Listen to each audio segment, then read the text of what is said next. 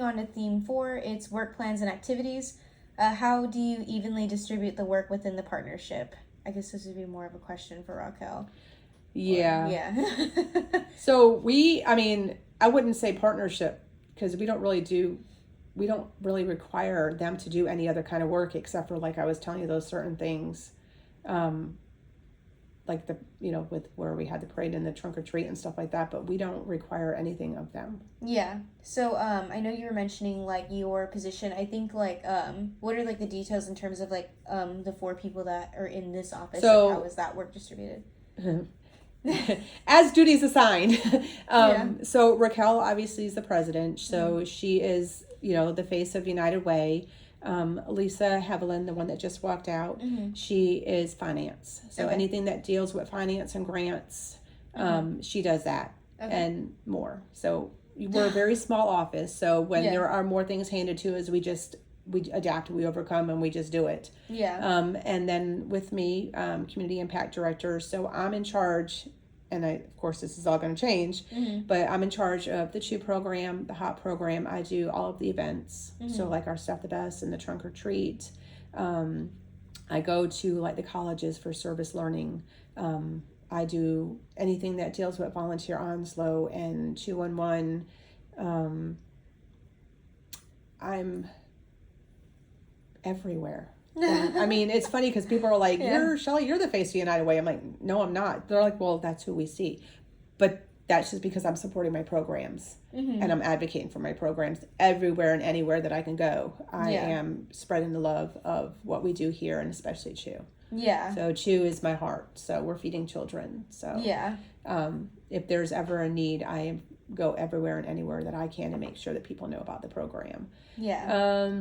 And then my mom, she is part-time through a grant, and she is helping with our reentry program. Okay. So that's something new that we started this year, and it's a separate program, but she still is here actively doing it. And then she's also a non-paid employee. So she is my assistant for like the CHEW program and the HOP program and the different things that I do. Yeah. She's been with us for like about 6 years. Wow. Volunteering. She's just now starting to get paid, so I'm very excited for her because she has put this many years into United Way, and is it's finally come to fruition for her. What is the re-entry program? So that is people coming out of jail. Okay, that's what I figured. Yeah, okay. So to have opportunities for them when they come out of jail, because there's nothing. No, they're thrown really cool. out into society and they have nothing. And it's kind of cool. We actually did like a reentry simulation, and there were certain people that were the ones that worked on all these different offices, and then you had the other people that were the ones just getting out of jail. And you're giving a bag. You don't know what's in it. Yeah. And then these people will come to you, okay, well, I need so-and-so. Well, do you have identification? No, I don't have an identification. Well, I can't help you. Yeah. So do you have a ticket to get on the bus? All these different things that they don't have when they come out of jail. And so they're trying to get all those resources for them so that they can really come back into society and make a difference. Yeah. Because there are so many people that come out and they fall right back into that same trend. Yeah. Because they don't have anything else. Exactly, So I remember reading a lot about that. It's really sad. Yeah. I remember reading a lot about that in like a government class that I took like my freshman year of college. And it was like really disheartening to like basically like see like even in like some states like they don't even have like the right to vote anymore. And, really? Like, yeah. I didn't know that. In some states, like if you go to prison, then you're not allowed to vote anymore. Like your rights of voting is like completely revoked.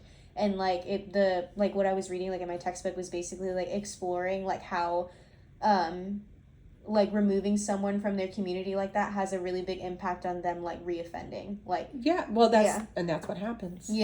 And that's what they're trying to break that.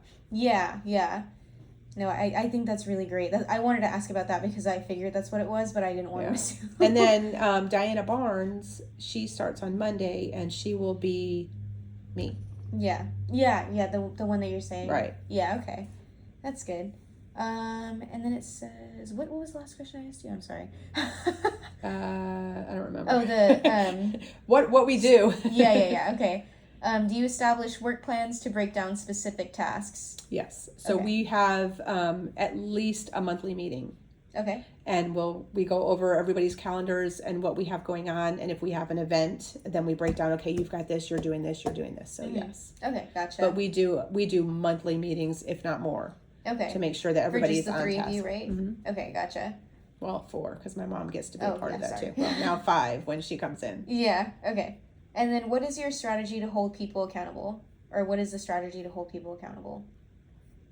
I honestly don't know. We've never had anything come up. Yeah. I mean, like I said, we're transparent, so Yeah. Okay. I've been here 7 years, and I've never seen anybody Yeah. worry about any kind of accountability. Yeah, that Everybody makes does sense. their jobs. I was gonna say, I feel like when you're in this kind of line of work though, like you have to have spirit. You for do. Sure. Well, I mean, it's not a high paying job, and it's a lot of work. Yeah. And you're not doing it for the money. You're doing it because you have a heart for service. Yeah. So you shouldn't have to be accountable for anything. If you don't do your job, there's nobody else to do it. Yeah. So we have specific job duties, and we just do them. Yeah. Well, that's really good to hear. Yeah. That's why I was like, when you asked that, I'm like, I Yeah. can't even answer that because it just never happened. Yeah.